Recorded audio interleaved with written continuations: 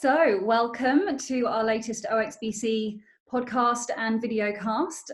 Today we have Lewis Harland joining us. Hi, Lewis. Hi. Hi. So Lewis, obviously at the time of recording, we are all in lockdown. So where in the world are you? Where would you normally be? What is your lockdown situation at the moment? So I am normally based in London, but in kind of mid to late March, I actually swiftly retreated out into the countryside, just around Chichester, down on the south coast. I kind of wanted to avoid the sort of whatever city life would be left in sort of during this pandemic. So it's nice and tranquil outside, and it's been nice to have sort of the occasional walks, which you couldn't necessarily do in London. So trying to take it day by day. I think that's pretty smart. If you've got the ability to get out into the country, then that's pretty nice. We're lucky; we've got a park nearby, so at least we've got that to walk around. Yeah, sure. So, have you learned any new skills? Any DIY hairdressing? What have you had, like a extracurricular project that you've been working on? So DIY hairdressing, definitely, but I feel like everyone's in the same bucket with that, or trying to just, grow out a particular hairstyle, which they would never normally would. But new hobbies, surprisingly started baking, but getting quite deep into that. So I've started out with the sweet. You were able to get flour?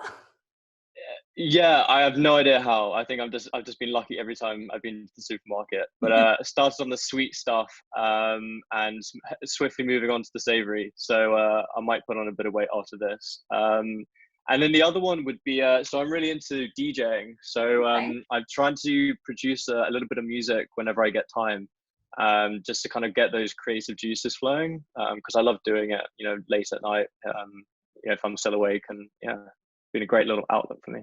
Amazing. Well, that sounds like you're using your time well. That's good. Trying to. I've been running around my flat with a paintbrush, kind of like a crazy person, touching up all the little, marks on the walls and things, which just, needed doing. I think what's interesting is I have a few friends who are in the sort of media and marketing industry, and just getting their insight into how the current economic situation has made them realize actually their business model has to change. It has forced to change. And I'm hearing stories of yoga teachers that are having to do sort of Zoom lessons online, but actually it's a really scalable product, because actually they can now have 100 people in front of them rather than actually just a small classroom where there's 12. So there's always value, and there's always sort of reward to be had if you just look, where to look for it. Definitely. I mean, in fact, our downstairs neighbour is a singing teacher, which you might sometimes hear in our podcasts warbling through. But yeah, she's doing all her classes online now, and it's definitely there's no reason why you can't do things like that. So it's definitely, I think, making people think, it's pushing them to think of ways to kind of change their business, which I think is great. Yeah, no, for sure. It's interesting times as much as it is scary. Yes, indeed. Awesome. Well, that's good. That sounds like you're, using your time well. So let's go back a bit and talk about kind of how you got to this point. So you studied psychology at the University of Bristol, is that correct? Correct, yeah. I knew for a long time I wanted to study psychology, and specifically within that cognitive psychology. So, and even within that, I was really interested in Kahneman-Tversky models of human decision making. So that's kind of what I specialized with the dissertation, and really looking at the relatively new field of embodiment. So that's just more or less the notion that our decisions aren't just merely outputs into the world. There's actually an ongoing relationship, or a bi-directional relationship, with our environment. And in turn, the environment can always feed back onto our actions on a kind of fluid basis. What I didn't realize at the time, though, is that notion, which I really loved, actually carried over a little bit into sort of, crypto networks. So I think that ultimately was the kernel that kind of took me over and see how I could actually apply that general frame of thinking into sort of what I'm doing now, which was a really interesting avenue to take. Yeah, that's amazing, because psychology can sometimes, well, I also did psychology back about 15 years ago now, and I did it because I didn't really know what to do with my life. And I actually really enjoyed it, and in the end my focus was more trying to change people's behaviors in terms of recycling more. That was my kind of focus. But that's brilliant that you knew that that was where you wanted to take it, and that's kind of, yeah, I mean, I would I never just think that, thought yeah, it could be. I think I actually learned after the fact. So, learning more about decentralized networks, so I guess, blockchain technology as a whole, that I actually was starting to connect those dots. But during my time at Bristol, I had heard about crypto insofar as Bitcoin and Ethereum. But I definitely didn't give it the gravitas or understand actually how, what exactly is underpinning this technology and how it actually ultimately operates. So with that, I swiftly moved into sort of investment management, which is obviously a completely wildly different world to what I'm doing now. I don't think I know anyone from my course that ended up doing something like that.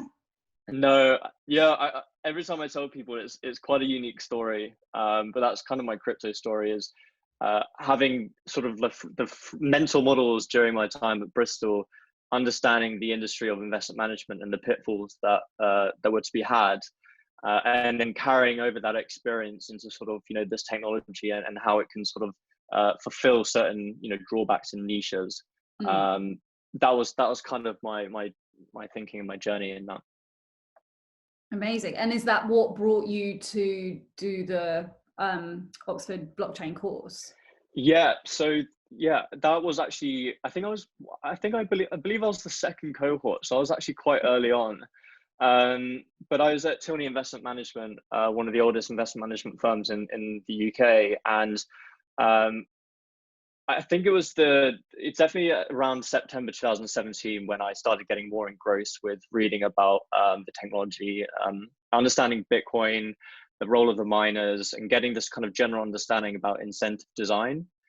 And what I wanted to do during my time at Tilney Investment Management is actually get this other perspective. And that's kind of what the Oxford blockchain program unlocked for me at the time, as well as the connections that I could build, whether, if I was to venture into sort of like that industry afterwards. So, yeah, in terms of the kind of first formal qualification in blockchain, I mean, that pretty much was it.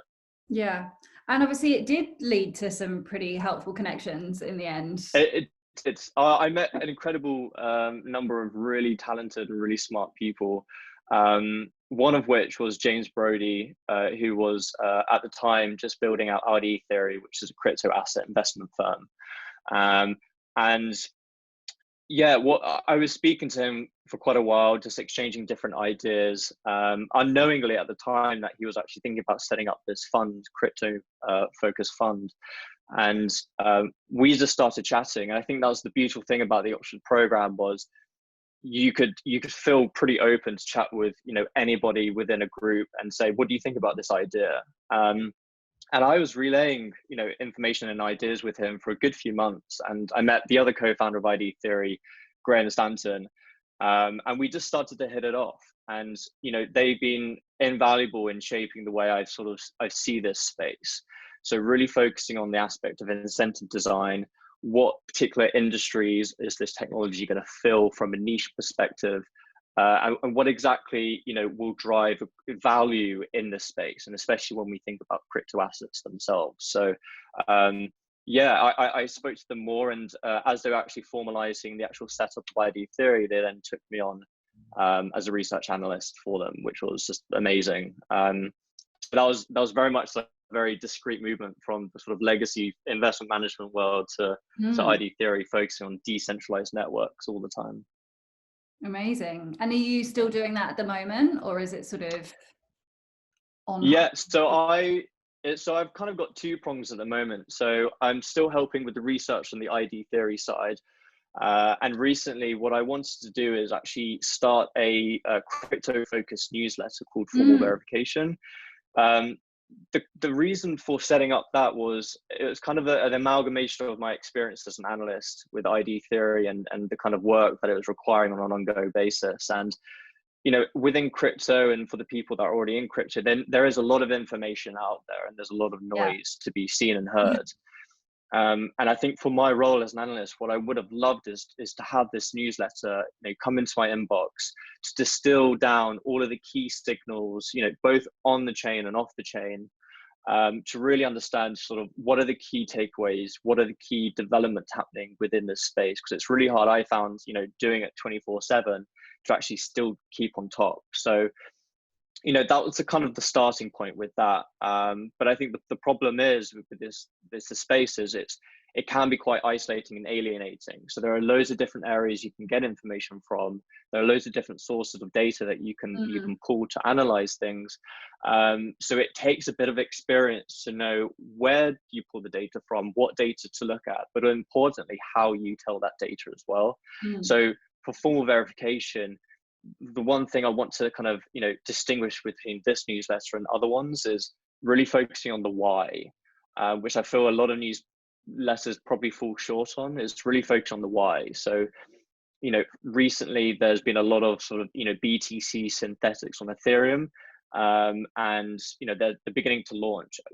I want to know why this is important. What are the other competitors or other projects that are trying to fulfill that sort of niche, and how they're going about doing it differently. Stable coins right now, we're seeing a lot of activity on the stable coin front, and especially leading up to the halvening, if there's any relationship there. So, and if there is, what is the kind of main takeaways from that, and sort of why is it important? So that's kind of how the formal verification newsletter works. You kind of got the on-chain and the off-chain kind of analysis, but really focusing on that why. Yeah, amazing. And what are your, obviously the halvening has just happened, with fairly little fanfare in the end. Yeah. Did you have any thoughts on that? Like what you think is going to happen with all of it? So in terms of like concrete predictions, I tend to sort of stay away from the sort of the speculation, because for me, the more interesting questions is, this halvening is very much unlike the previous two that we've seen for Bitcoin. And clearly, the way we're talking over Zoom calls and from our houses and, isolated areas, just goes to show that the macroeconomic uncertainty, the fragility of the whole financial system globally, is happening while we're actually, witnessing this third halvening. So with that sort of tangent, it's very interesting that, Bitcoin as a sort of a future hedge of store of value, or a digital gold as some people prefer to say it, which, could be a little bit more of a problematic term, that as an option. And we're starting to see it with macro investors starting to say, actually, we're looking at Bitcoin more formally, whether they're, leading a fund out of the BVI, or macro traders like, a lot of people out in America, macro traders are actually already in this space, and they're already looking into sort of, what is the role of deflationary currencies like Bitcoin, or, assets like gold in this sort of, very widely uncertain financial, economic uncertainty is how I'd phrase it. So with the halvening specifically, what you're doing is you're kind of, you're acknowledging these events, which takes that supply into half. But a really interesting thought experiment is, what happens to the demand of assets like Bitcoin if there is a consensus of it being, a future head of, inflation from central banks, future debt issuance. It's a really interesting dynamic, and one that we actually haven't had before. So that's my initial point of, how I see this halvening happening. Yeah, I mean, I don't think a year ago anyone would have predicted that, it all would have coincided, and it, it's a very interesting time for it to have happened, and be interesting to kind of see where it all goes. For sure. So now I believe you have a nice little offer for our OXBC members who would like to receive your formal verification email newsletter. Yes. So for some context, I've obviously been a member for quite a while for the Oxford Blockchain Foundation, and I feel like this is just my calling card to essentially give back to, the members that have been really invaluable in, connecting me to other people, providing different sort of products and offerings that I wouldn't have unlocked before. So it very much made sense for me to start this new newsletter, but help people that obviously have an interest in this technology, being part of the Oxford Blockchain Foundation, but to really help their sort of understanding and education and learn together how, decentralized networks are developing, week by week. And the way I want to do that is just, give a lifetime 20% off a formal verification, which normally is $10 every month, but it will be $8, in perpetuity for members. Brilliant. Awesome. Well, we'll also put information about all of this in our regular newsletter to all of our members. So yeah, we'll definitely be sending that out. Now, what if they want to be able to contact you? What's your best contact details? You could either send an email, so lewis.harland@mac.com. I tend to be pretty responsive on emails, but alternatively, you can look me up on Twitter or LinkedIn as the other sort of two main ones. Yeah. Fantastic. And something that we ask a lot of our members on these kind of chats, is there any, I mean, obviously you've been really good at connecting with other OXBC members already. Is there any other kind of anyone else that you think would be helpful? Any other kind of, we're getting quite a lot of new members at the moment, which is fantastic. So anything that would be of help to you, anyone sort of with particular skills? That's a great question. I mean, what I wanted to do with this newsletter is not only provide that education for people that are really interested in decentralized networks, but actually to help the companies and projects and team and developers that are building out this infrastructure every single day. So one of the aspects of the newsletter is actually providing certain deals for subscribers from really key infrastructure builders within this space. So if you're building some great tech or product within crypto, I'd love to hear from you and see if there's any room for collaboration, because I'd love to use this newsletter as a vehicle to support the very people that are building the next sort of Web3. So that would be great. Okay, brilliant. All right, well, as I said, we'll put all your contact details up on this video as well as with the newsletter, so hopefully we'll be able to make some more lovely connections within the OXBC community. Great.